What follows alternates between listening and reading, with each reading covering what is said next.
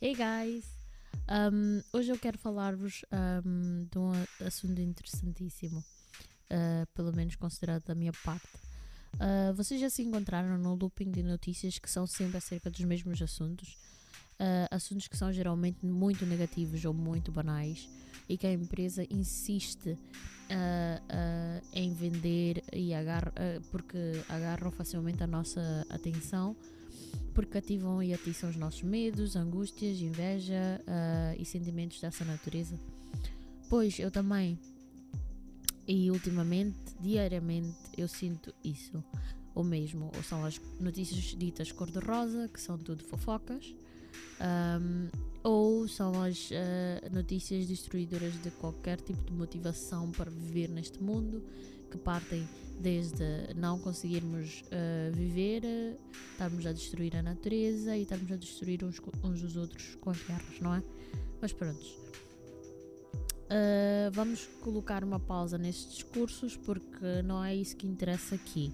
Pelo menos não é assim, pelo menos não é como eu gostaria de que os assuntos fossem geralmente abordados.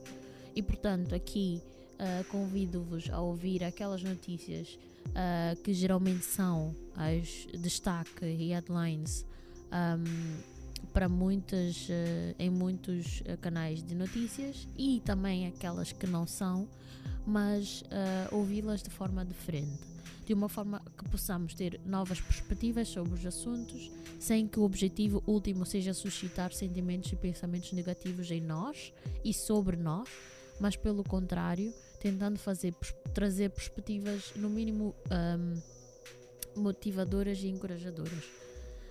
Gostaria que vocês viessem comigo para saber mais um bocadito do que aconteceu, do que acontece e do que acontecerá neste mundo.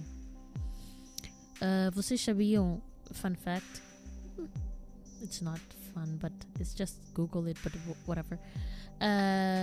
Vocês sabiam que são um total de 195 países em todo o mundo e mais outros planetas e toda uma galáxia, e nós diariamente focamos as nossas notícias em apenas 10 países no mundo, considerando que estamos super bem informados.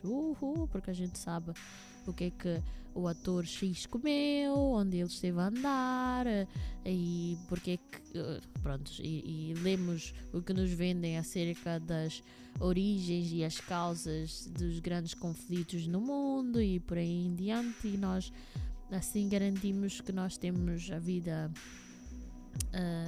atualizada em termos de notícias mundiais, mas a verdade é que provavelmente nós não sabemos nem a pontita do iceberg, right? Portanto, eu gostava de convidar-vos a vir comigo para fugir um bocadito do algoritmo, ou tentar pelo menos, sei lá, ir ao algoritmo, seguir o algoritmo, mas tentar redirecioná-lo para poder pelo menos aprender mais um bocadito com estes assuntos e assim tentar cobrir mais território. Então eu vou começar com a notícia de que a África do Sul venceu pela 4ª vez o Campeonato Mundial de Rugby. Sim, isto pode ser notícia, vocês podem já ter visto, porque falou-se muito, e este Mundial foi falado como nunca. O Mundial de 2023 pelo menos foi falado como nunca. Foi a 10ª edição do campeonato e ele aconteceu, ou teve como país anfitrião a França, e contou com 20 seleções disputando o título, tendo como favoritas e com melhor ranking em todo o mundo a Nova Zelândia, a Austrália, a Inglaterra, a África do Sul e a França. Como disse anteriormente, a seleção da África do Sul sagrou-se então campeã pela 4ª vez, tornando-se a única equipe a ter 4 títulos mundiais. Um fato sobre esta seleção é que em todas as vezes que ela foi a uma final, sagrou-se campeã. This is très magnifique. Eu não sei falar em nenhuma língua da África do Sul, portanto vou falar em francês. Tá bem, guys? Thank you. Mas agora, eu gostaria que vocês me dissessem, vocês conhecem a história do rugby? Sequer sabem como é que se joga ou como é que ele surgiu e tudo mais? Eu gostaria de contar-vos um bocadito a história do rugby e gostava que vocês escutassem até ao final, que eu vou contar algumas curiosidades ao longo deste episódio, que incluem Mandela, ou como eu gosto de chamá-lo, Madiba, que é só para os íntimos, Matt Damon e a luta pela liberdade. Portanto, o rugby foi criado em 1845 na Inglaterra, sendo, portanto, considerado um dos esportes mais antigos no mundo. Em Londres foram definidas as leis ou regras do rugby tentem dizer regras do rugby 3 vezes rápido, que é um trava-línguas terrível, acho eu. Regras do rugby, e pronto, eu não consigo. Pronto, voltando ao foco. Em Londres foram definidas as leis ou regras do rugby em 1863 e em 1871 foi formada a Rugby Football Union. Passados então aproximadamente 40 anos da sua criação, aconteceu o primeiro campeonato internacional onde participaram 4 países somente: a Inglaterra, a Escócia, o país de Gales e a Irlanda. As primeiras ideias de um campeonato mundial, entretanto, surgiram no século XIX, a partir de 1954, por iniciativa francesa. Entretanto, o Mundial do Rugby Union só aconteceu efetivamente em 1987, ou seja, quase um pouco mais de 30 anos depois, após de muitas tentativas falhadas. Neste primeiro Mundial, ou na primeira edição do Mundial de Rugby, a Nova Zelândia sagrou-se a primeira campeã mundial desta modalidade. Porque we all about inclusion and equality, vamos também falar um pouco do campeonato feminino, right, people? Então, o Campeonato do Mundo de Rugby Feminino foi realizado pela primeira vez em 1991 e tem como equipe ou seleção favorita também a Nova Zelândia, right? Que domina o ranking mundial, não com 1, não com 2, não com 3, nem 4, nem 5, mas sim 6 campeonatos ganhos, dos 9 que já aconteceram até hoje. E as outras 2 equipes femininas mais bem colocadas no ranking mundial são a Inglaterra com 2 campeonatos ganhos e os Estados Unidos com 1. Voltando então ao Mundial masculino, e é aqui que a história torna-se ainda mais interessante na minha perspectiva. Em 1995, com o fim do Apartheid, a África do Sul, ou a nação arco-íris como é carinhosamente apelidada, sediou o terceiro campeonato, ou a terceira edição do Campeonato do Mundo de Rugby, com a seleção sul-africana sagrando-se campeã pela primeira vez. A história do rugby na África do Sul anda em paralelo com a história da democracia no país. Até Nelson Mandela ser eleito em 1994, como primeiro presidente negro da África do Sul independente, após passar quase 3 décadas na prisão, a maior parte isolado na ilha de Robben. E já agora, pessoal, uma parte, esta personagem, ou seja, eu nem tenho o direito de chamá-lo de personagem já agora, mas é com todo o respeito que lhe chamo personagem.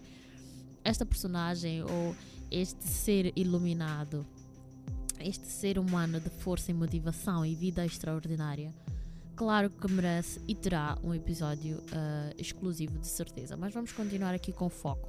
Pronto, então, eu dizia, o Nelson Mandela foi eleito, portanto, presidente em 1994 e até então a equipe de rugby era apenas composta por pessoas de raça branca, que eram os Afrikaners, ou Afrikaners. Se tiver uma outra pronúncia, guys, I'm sorry. Mas pronto, este pessoal, que são os descendentes, ou eram descendentes, ainda são, existe ainda uma grande parte dos sul-africanos ainda é descendente de alemães, franceses e maioritariamente holandeses. E isto porque até então a lei do Apartheid determinava que este desporto e provavelmente outros podiam ser praticados apenas por pessoas de raça branca. Mas à medida que a bruta realidade, e digo bruta porque foi mesmo bruta, e as feridas do apartheid eram deixadas para trás, e já agora uma nova parte. O apartheid também tem uma história rica, infelizmente triste, mas merece também um episódio. À medida que as feridas do apartheid eram saradas e deixadas para trás, feridas e marcas, como vocês queiram chamar, as coisas se transformavam inclusive em campo, o que é espetacular. Durante a final da terceira edição, ou seja, a edição de 1995, com Mandela a.k.a. Madiba presente em um estádio inteiro racialmente misturado, os Springboks, como são apelidados os jogadores da seleção da África do Sul, conquistaram o seu primeiro Mundial. Este acontecimento, com tamanho simbolismo de paz, antirracismo e reconciliação, inspirou o livro Conquistando o Inimigo, de John Carlin, e depois o filme Invictus, dirigido por Clint Eastwood e estrelado por Morgan Freeman e Matt Damon. Ambos concorreram ao Oscar para a posição ou para o prémio de melhor ator e melhor ator coadjuvante. Depois de revalidar o título mundial, entretanto, depois de revalidar o título mundial em 2023, a África do Sul, juntamente com todos os seus adeptos em todo o mundo, foram às ruas celebrar o título de uma modalidade que era até pouco tempo, pois eu digo pouco porque são 20 anos. Em 20 anos, foi há 20 anos que o apartheid, que Mandela estava praticamente a ser eleito primeiro presidente, e que pronto, o apartheid estava a ser deixado de lado, pelo menos como ideal, mas as marcas provavelmente continuaram e talvez ainda continuem até os dias de hoje. Mas prontos, este ano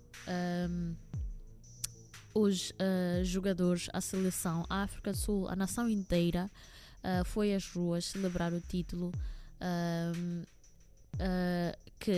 de uma modalidade que até há pouco tempo era considerado um desporto de brancos. As ruas neste ano foram misturadas com todas as cores e famílias de todos os tipos, que explodiram em festa com a emocionante vitória da África do Sul. A equipa sul-africana venceu a poderosa Nova Zelândia por 12-11, e há quase 20 anos, ou seja, na terceira edição, a África do Sul também vencia a Nova Zelândia por 15-12, naquilo que é considerado um dos maiores jogos da história desta modalidade. Mandela, em 1995, teve a incrível e bonita missão de entregar a taça do mundo à seleção sul-africana, e durante a entrega da taça agradeceu o empenho da seleção, ao que um dos jogadores respondeu de imediato ao presidente, dizendo: "Obrigado a você, senhor presidente, por todo o seu trabalho. Pela primeira vez, todas as pessoas vieram juntas, independentemente das suas raças, religiões, e se abraçaram. Isso foi maravilhoso."